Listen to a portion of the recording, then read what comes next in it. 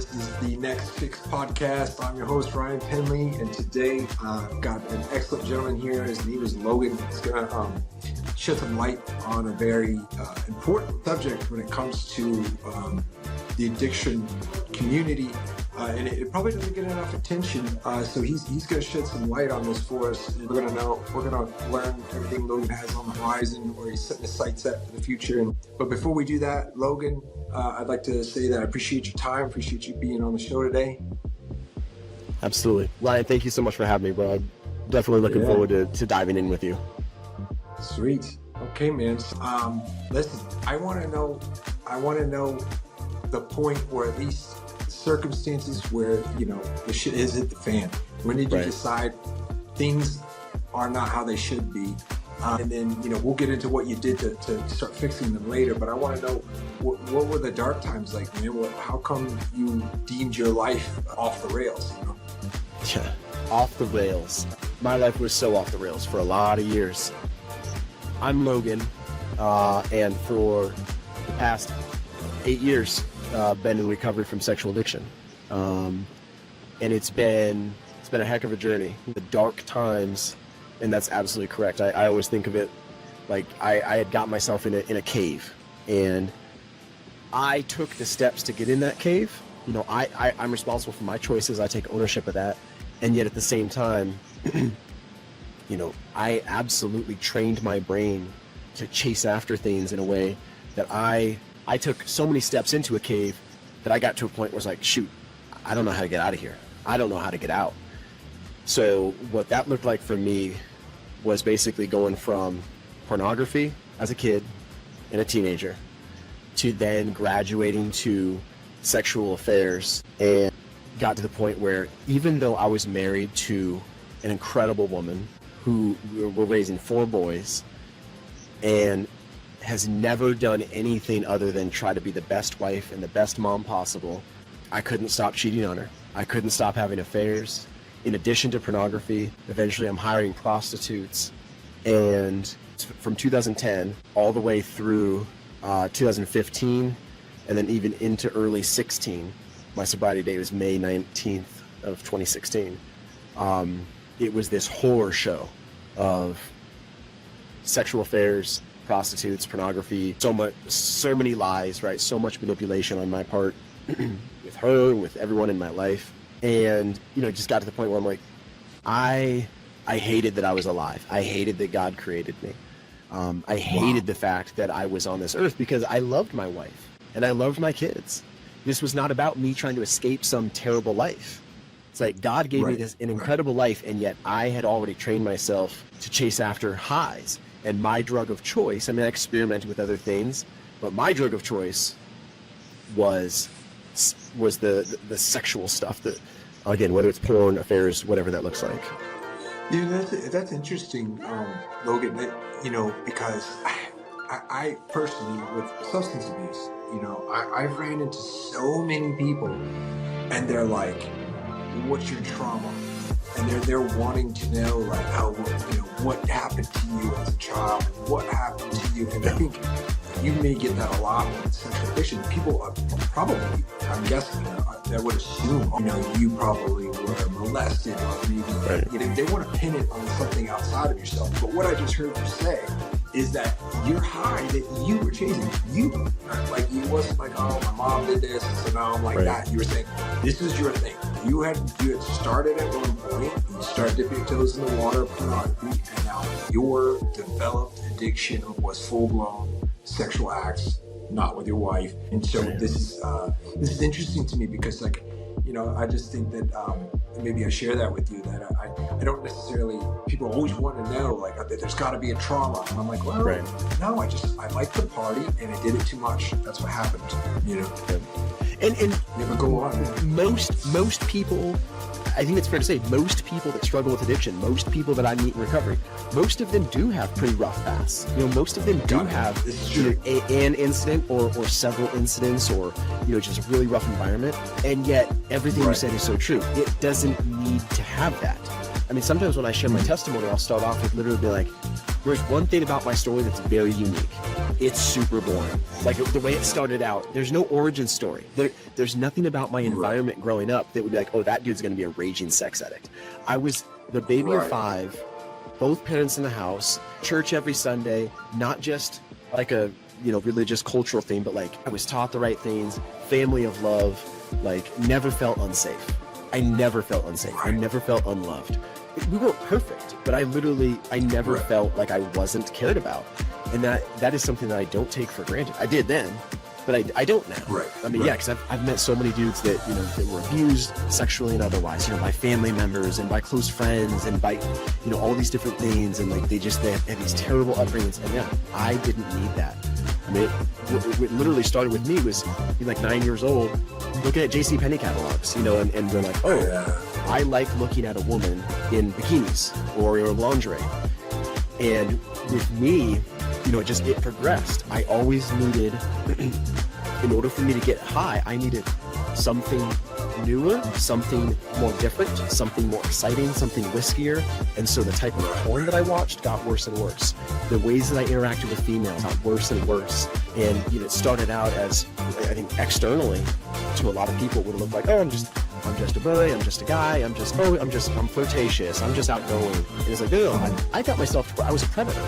You know, I was chasing after whatever I could get from any female in my path. It didn't matter that I was married. It didn't matter that I had, you know, babies in the next room, you know, that are these incredible little blessings from God. It's like, no, I'm here texting this female, you know, trying to set up something for tomorrow. Or I'm praying with my family as I get my kids down to sleep, all the while knowing what I was doing 2 hours prior, you know, after going out for drinks after work or something. It's just like this crazy double life. Right. And I think that how it's so, if you're in that realm, and I agree with you, I think we shared on the phone, I was letting you know that like it's been a concern for me as well.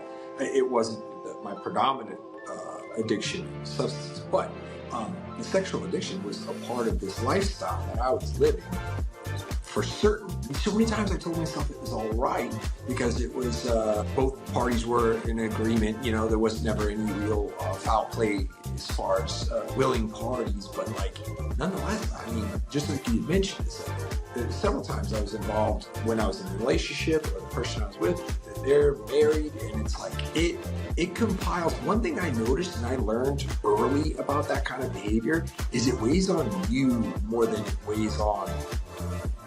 Like, for instance, let me ask you this question. Did you start to suspect like your wife, even though she's completely innocent, but because of your own behavior, did you think like, oh, well, I'm doing all these things? Projecting onto her? That? 100%, absolutely. Yeah. Right.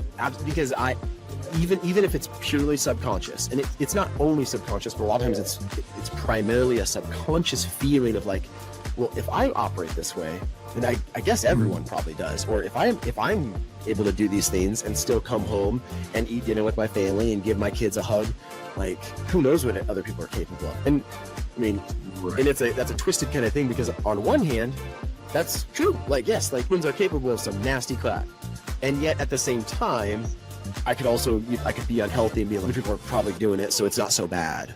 Or, you know, I could treat my wife bad because she wasn't, I'm just making this up, but like, you know, maybe she bought some dress at the store and she didn't tell me about it, and I'm like, you're lying to me. You're lying, and you've got a double life with how you're spending your money. It's like I'm projecting all this stuff onto her because of my own betrayal and all the crap that I've got going on. Yeah, and you have to the mind, my addicted mind can do the most wild gymnastics. You know, I can flip a scenario, a circumstance around where like the other person is. It's all to justify my own behavior. That's all. It was always about that. Like, oh, how can I make this all right? And I go into this liquor store and I leave and I drink a whole bottle in the bathroom. How can I make this okay? And your mind can figure it out. Your mind is like, okay, you did something horrible to your wife. Let's paint her as the bad person because she bought that dress. And now it's okay that you're texting all these women and you're emotionally involved with other people, right? So, man, things are getting nasty. Do you have a turning point? Was it a particular circumstance where you went back the other way? And it wasn't necessarily like the darkest point for me, which, you know, there's basically every person in recovery, I think it's fair to say, they have a rock bottom because they can trace it back. I can trace back and say that was my rock bottom. The thing is, it's at different levels for different people. And so I can't wait until I hit Ryan's rock bottom. I have to be like, okay, that was my rock bottom. I'm getting out of here now. So, I mean, I had some dark places in my story that were not a catalyst for anything. I just kept going deeper. My wife's wedding ring was stolen by a prostitute in our first year of marriage. And I mean, to give you an idea of just like, okay, you know, a dark episode in our life, right? A dark episode in my addiction. She came home. She was pregnant with our first boy. She came home from work. She stays at home with the boys now. And at that point she was working during the day, and she's like, oh, I can't find my ring. And what did I do? Gaslighting 101. I was like, oh, you know, do you know where you left it?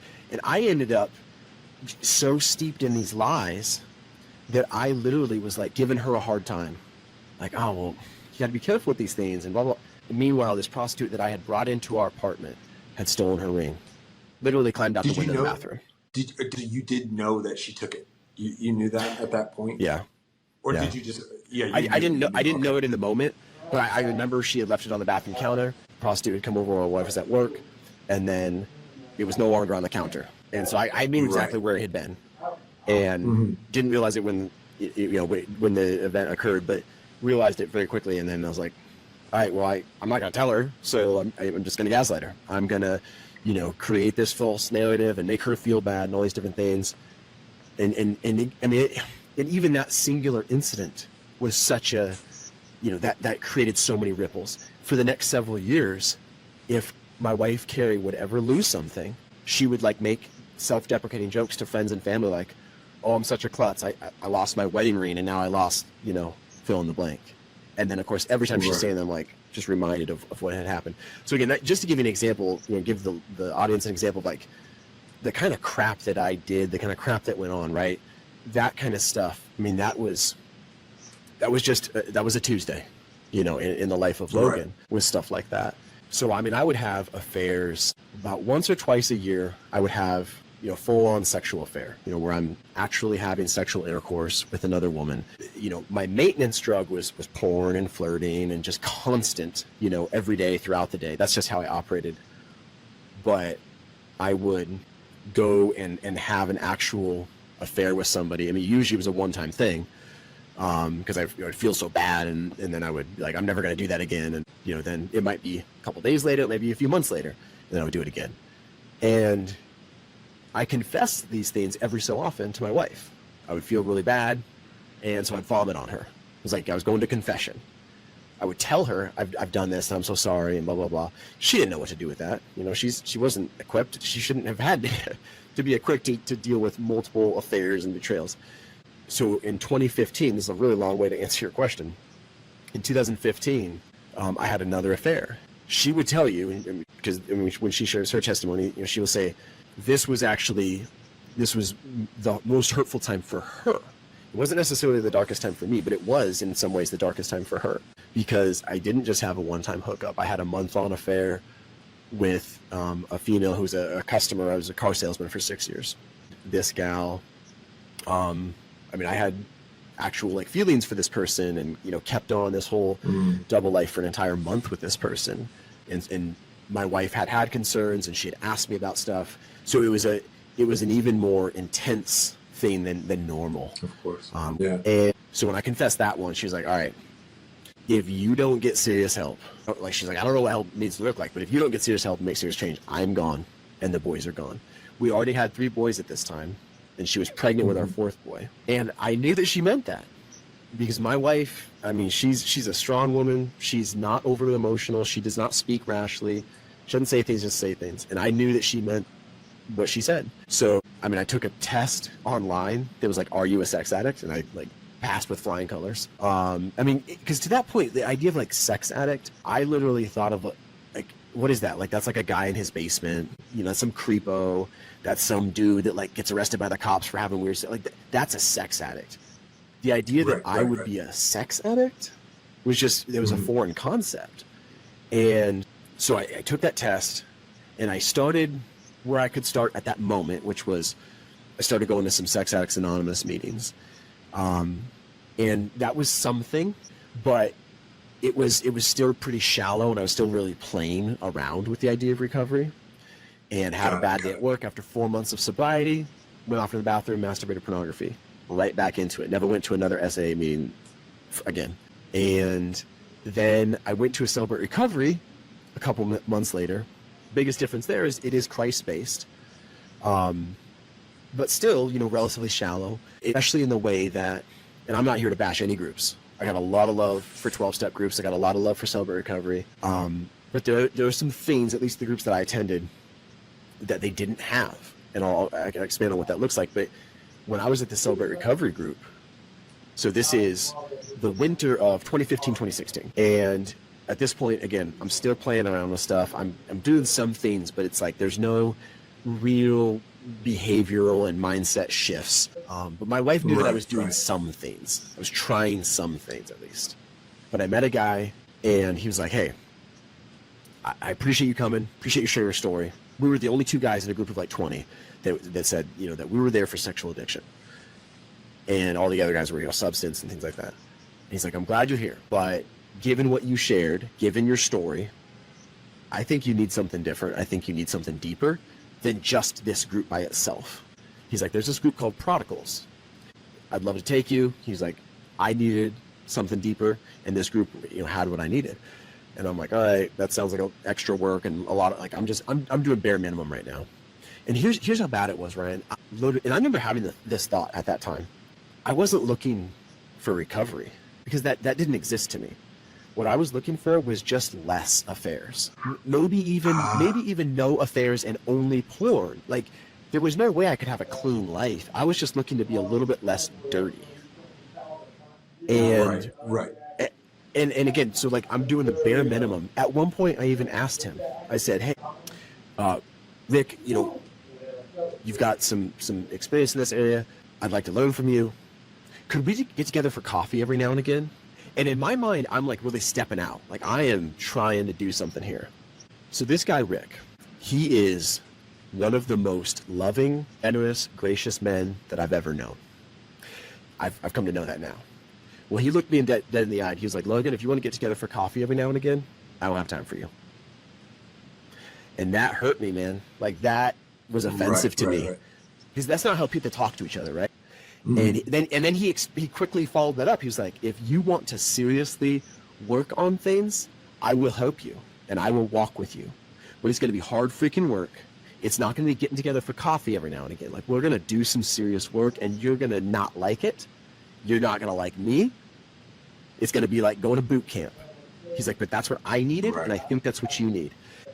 Suffice to say, I mean, it still took a couple months, but it suffice to say at that moment, that was a really big pivotal point where God's like, okay, your wife gave you an ultimatum that she'd never done before, and now this man is talking to you in a way that no one has ever talked to you before. And that was the start of the shift where like God was putting people in my life to deal with me in a way that I'd never been dealt with before. Because to that point, I got away with whatever I wanted to get away with. I manipulated however I manipulated. Yeah, I was a narcissist. I was a sociopath, and God started to put people in my path that were like, "You're not going to do the old ways anymore."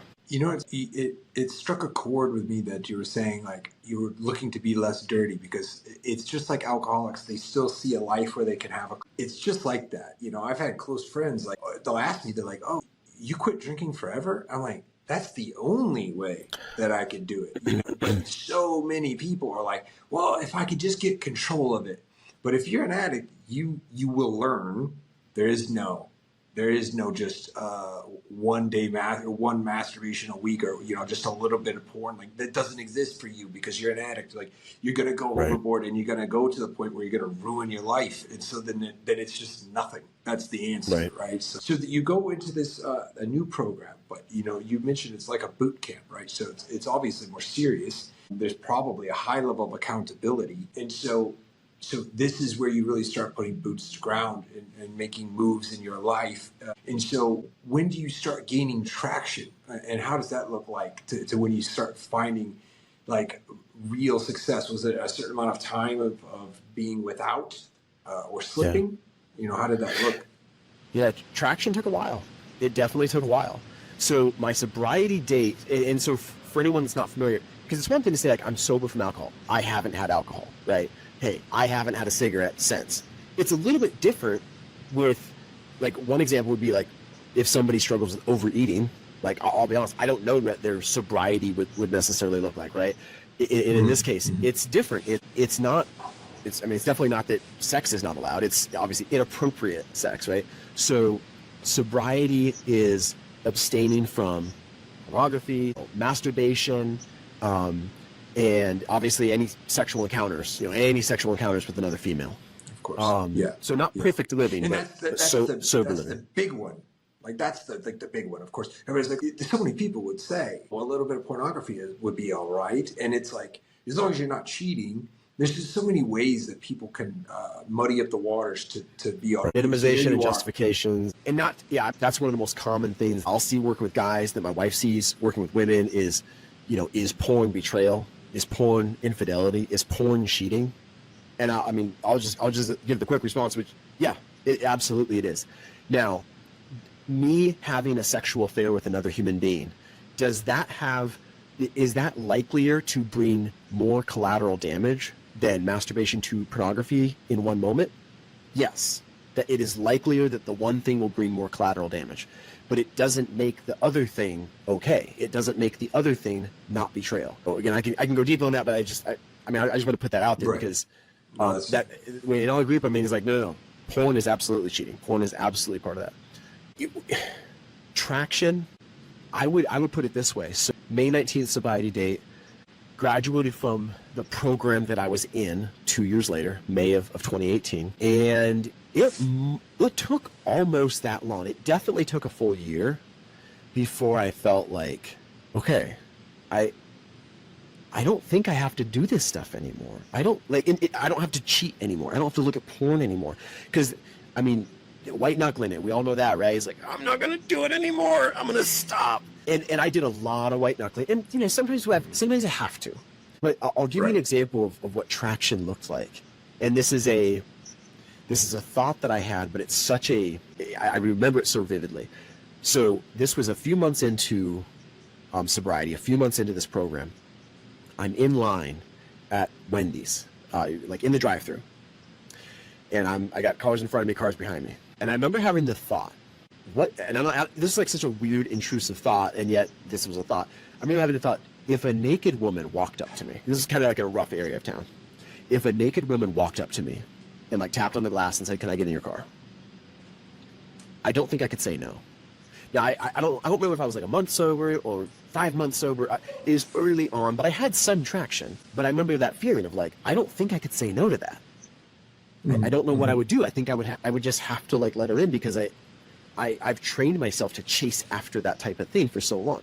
I don't remember I didn't have like a similar moment where now I'm at McDonald's but like I do remember going back to that thought in a healthy way, going back to that thought later on and being like, I don't want that to happen. Would it be tempting? Probably, but I wouldn't have to give in. Like I'd get on the phone, be calling some brothers. Hey, dude, can I jump the curb? Can I get am I going to maybe I'll just get out of the car and just walk away.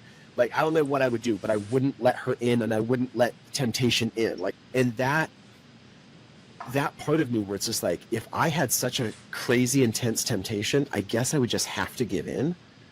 That definitely took some time for me to go, yeah, I wouldn't have to give in anymore. And now I'm so thankful, because so when I introduce myself at my meetings, I no longer say I'm Logan, recovering sex addict. I have no problem with that title or that label. I have no problem with it. And for 7.5 years, I said that. But what I say now is I'm Logan, and I'm no longer in bondage to sexual addiction. Because for me, that is absolutely the truth. And on one hand, it means I am no longer a slave to it. I have, by God's grace, I have been able to retrain my brain. Not that I'm healed and I could never be tempted, but my brain has literally gotten retrained over the last 8 years to where I don't instinctively reach for that drug of choice, which for me, again, was, porn and cheating and flirting and all that. But at the same time, like, it still exists out there. There's still a monster that's locked up in a cage that I haven't fed for 8 years. But if I were to go let it out of the cage, if I were to go feed it, could it enter it into my life again? Absolutely. But it's up to me now. Whereas those first year, the first year, maybe even 2 years, it kind of felt like it is technically up to me. Again, it's like I walked into that cave, right? It was up to me. But when I have trained my brain for so many years, I give some of my cognitive functions away. You know, I mean, there's studies have been done. I mean, whether it's drug addiction, porn addiction, I do brain damage to myself, you know, when I do that. And the damage of long-term porn use, it is more destructive to certain parts of my brain than long-term cocaine use, which is, that's kind of a wake-up call. Yeah. And you're touching on something that I'm super familiar with. And I think people that have gained traction, they found some success, there's layers to it, right? Like, because the white knuckling, or I call it the trenches. There was periods of my life where if I knew that there was a liquor store, and I knew where they all were, believe me, and I knew when they opened, and I knew it, so I'd have to like manipulate my path, knowing, and they lived in my mind. The liquor store had lived, it owned rent space in my mind and my thoughts, and of course, but that, as your identity shifts and your identity of not being addicted becomes stronger, and then eventually that's just not you, like what you're mentioning. It's not you. You've broken free of the bondage, but it's not always like that. It's not black and white. It's not a light switch. It is like, okay, it's a little easier for me to I can drive past a liquor store. It's okay. I see it, but it's not like, oh, I got to turn around. You know what I mean? But you're mentioning a point in time when you're in this drive-through. People that may not understand, that's a very key moment in your life. You're going over a thought exercise of a hypothetical, of course, but like you're going over this thing and you are solidifying, or at least you're going through this intentionally, right? And that's important. In addition to actual real life exercises of not looking at, say, posts that half naked girl. Those are real life exercises, but then you also have to do thought exercises to continue to build that identity that is Logan, who's no longer in bondage any longer. And so it's a big ass spectrum, man. It's a big ass people like, but it doesn't start usually.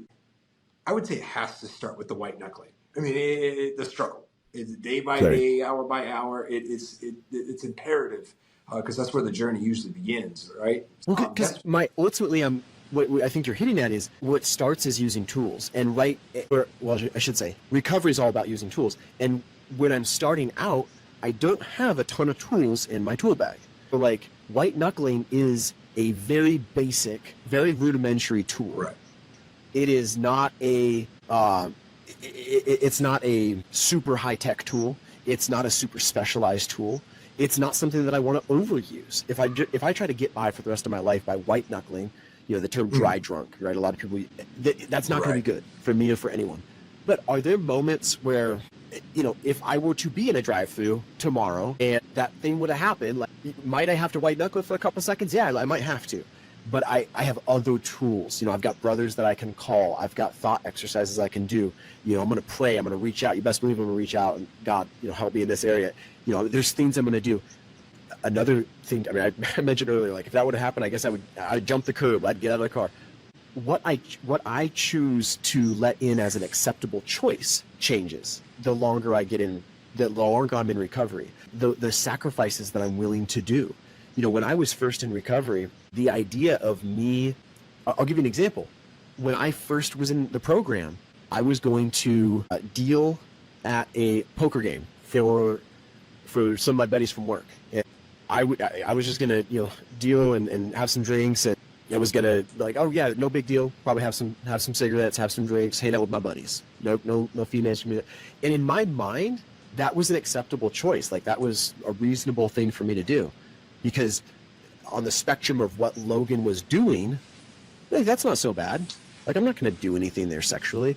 Even in reality, like, I'm hanging out with a bunch of guys that are not talking about healthy things, and I'm going to, probably be getting a buzz, if not more. And it's like, and then the longer I'm in healthy living, the things that are acceptable to me, both on the good end and on the bad end, changes drastically to now it's like, what on earth was I thinking? Like, why was that an acceptable choice, right? And then on the good end, you know, guys that are, you know, that are aiming for healthy things, like guys are willing to change jobs if they need to change jobs. You know, if I've had an affair with some female that I work with, you know, and I'm making 150 grand a year, might I be willing to change jobs and possibly go down to where I'm making a third of that so that my family, you know, is okay, right? Like, addict Logan would never have made that trade-off. I just would have shut that out. Like, that, no, that's not an option. Recovery Logan's like, yeah, recovery's here, and then money and everything else is down there. That's it. Yeah, I've seen people that it was very clear to me. You know, like they're like going into recovery, and they're like, oh, whatever I got to do, I got to keep that job. And maybe I know them personally, and I know at that job is that's where the dealers are. That's Right. where they can get their resources to continue the addiction. So it's like that with that job being in some false priority, I can see like that's not the reality, man. You're still just holding on to that lifestyle because if sobriety was here, like you're mentioning, if it was number one, that job out the door, you know, because there's no amount of money that will balance out an addict's lifestyle. It just won't happen. So I really appreciate that dedication. And so these days, I know you lightly touched on the phone call that we had before the recording. Is that you're heavily, and also your wife, you guys are heavily in active in these programs.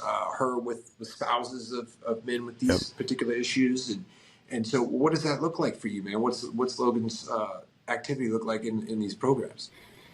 Yeah, so we've been active in recovery for about 8 years and never looking back. Like that's our life. I lead a prodigals group. Where we live is Wasilla, Alaska. So we're an hour north of Anchorage, which is like the only real city. It's about 250,000 people, and then Wasilla is like a tenth of that. So there's a prodigals in Anchorage that I first went to back in March of 2016, and then I lead a group out in the valley, out in Wasilla, an hour north of that. And I didn't start it. My mentor, Rick, actually started it when he first started mentoring me. And then he moved to Washington a couple years ago, so I took over for him. And then my wife, Carrie, so she got into recovery in July of 16. So shortly after I got into recovery, she got into her own group, which was called Partners in Process. And yeah, it's for women who have suffered the trauma of the sexual betrayal. Because again, that's something that's totally, I mean, is sexual addiction marginalized? Absolutely, in terms of how people think of it and, you know, minimize it or not minimize. And yet how a wife deals with her own healing, how she deals with a healthy response, that gets just as, maybe probably more marginalized. And so that's a really important aspect. So, and now she leads a group for women as well. So yeah, Monday night, that's our recovery night. And that's not, I mean, that's been our life for the last 8 years. That's not going anywhere. And we've got our 4 boys. We're in birthday season right now, so I got to do the math here. But they're about to be 12 tomorrow. Actually, my oldest turns 12, and then here in 9 days, my second oldest will turn 11, and then a couple months, Steven, our third, will turn 10, and then our youngest Isaiah just turned 8 a couple months ago. And so like they're very early years. They're very, you know, their first couple years, depending on the kid, you know, they were living in an unhealthy house for sure. And not to say that everything's perfect now, but over the last several years, like they've gotten to grow up in, we call it, like they grew up in a recovery house now. They grow up in a house where recovery is not, there's no, I mean, not only is there no stigma, it's normal. Like, yeah, Monday night we go to recovery. And they know what we do at recovery. Like they're different ages, but at an appropriate level, they know our story. They know what their dad did to their mom. They know why we go. And so they know that it's healthy and it's good to go and share how my day has been and how my week has been and what I'm struggling with and, you know, what are my weaknesses? What are my faults? What are my negative tendencies? And, you know, give other guys permission, or in my wife's case, other women permission to give feedback and ask tough questions. And, you know, I don't want anyone to think, I'm not trying to say like, and we've, you know, done a great job. We're doing our best. Our kids are still young. Of course. Every new day in life is another humbling day where I'm like, holy crap, I don't have this figured out. But I am thankful for that. Because as much as I had an incredible upbringing, there was one piece that I didn't have. And this is not me complaining. This is just stating the facts. There's one piece I didn't have from my parents. Like they gave a lot. They did a really good job in a lot of ways. but they never gave vulnerability. They were never vulnerable, and I don't use always and nevers lightly, but it's an appropriate use of the word never. They never were vulnerable about their struggles, whether it be this area or others, about, you know, what this looked like in their life, you know, where did sin manifest for them, issues that they had. So it's just something that, you know, my wife and I really are intentional to do with our boys, is to just share, like, yeah, you know, this is what we're working through and this is what we're working on. Because I'll tell you right now, that sexual sin and sexual addiction was the biggest monster in my life, absolutely. But there is a second one, and that was anger. And I mean, I could have lost my family because of things that I did out of my anger, even 3-4 years into sobriety. I mean, it's something that I didn't actually intentionally work on to a super intense level until about 3 years ago, about 2.5 years ago maybe. But, you know, God's allowed me to use a lot of the tools for sexual addiction recovery in anger as well. Now, I'm sorry, I'm giving a long-winded answer, but I mean, you know, recovery is our life. Recovery is a way of doing things for us, and there's no looking back. There's no turning back for us. Well, you know, kind of what I'm taking away from that, especially with your boys, right? And good on you, 4 boys. I just had my first boy. He's a month old, so I'm just dipping my toes into the water here. And but you know what I see is like this glorious future that you have already mentioned is different than your past. Even though your past was not horrific, it wasn't you know, even dysfunctional. You're making a step in the right direction to make it better, and you're doing so with transparency, and you're doing so with vulnerability. And I think, and it's also my personal goal with my alcoholism, my drug addiction, I intend to be the same way, transparent and honest with my son. Am I going to hide him from alcohol and drugs? I don't think that's the move. I think the move is to set the example. And so when he says, well, I could go out and I could get drugs, or I could go to that party, but I see my dad and I see that he's not doing that, and he's explained to me why. And so this is my plan. Of course, it's my plan, right? And I'm no pro. I'm very new, but I see the future of you and your family unit, and all of the moves you're making to be that much better than your family was in the past, and then, you know, the proactive moves against addiction, and also the acceptance of recovery is huge, brother. I think that's just a massive win for your family tree. So, yeah, man. Well, Logan, what's on the horizon, man? Like, I want to know, what are you getting into? You're working obviously a lot with groups. Are you looking to start anything on your own, or where can people find you? That kind of thing. I want to know anything that we can get more Logan in our lives. For sure.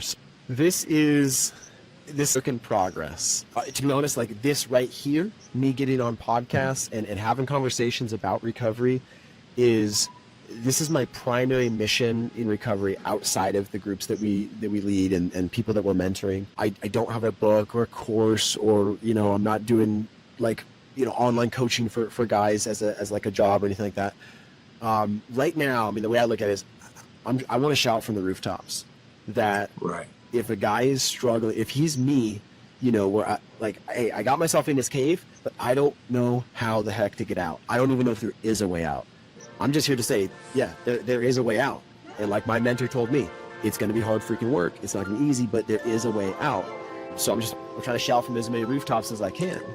I will tell you, I very much want to, and I'll say I plan to do some recovery-focused podcasting and probably social media with Carrie, because that's the thing too. Is, I mean, you know, my story. I'm thankful to share what God's done in my life, absolutely. And yet, when she's able to share her side of things, and I can share from my perspective, but when she shares her side, it gives such a more complete picture, right, to what God has done in our life. Because I say all the time, like, God did not fix our marriage. God took our marriage down and then rebuilt the marriage.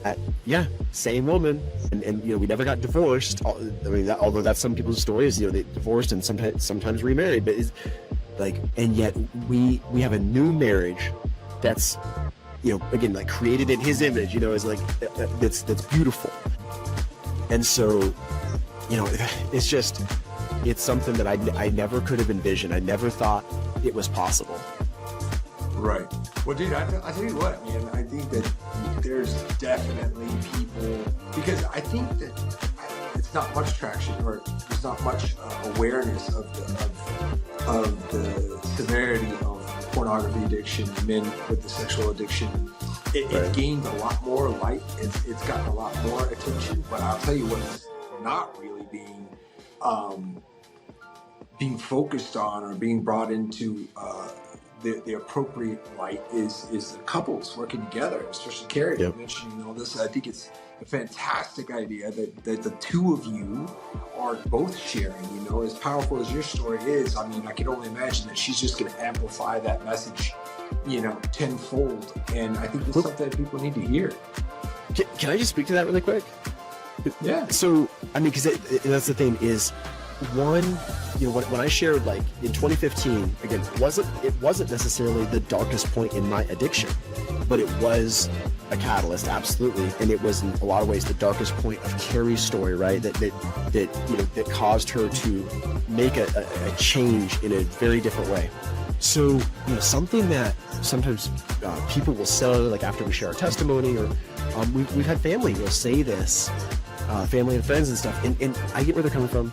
Carrie gets where they're coming from, but it's something that can be said that can actually be hurtful, which is like somebody might say to Carrie, it's so incredible, I'm so thankful that you stayed with Logan. And I get where they're coming from, but it's like, that's not the incredible thing, that's not the miracle. The miracle is that after years of being abused, Carrie stood up in 2015, faced her abuser, and said, Logan, I can't control if you keep hurting me. However, if you continue to hurt me in this way, then I am gone, and our boys are gone. Like, that's the incredible thing, and that's what needs to be celebrated.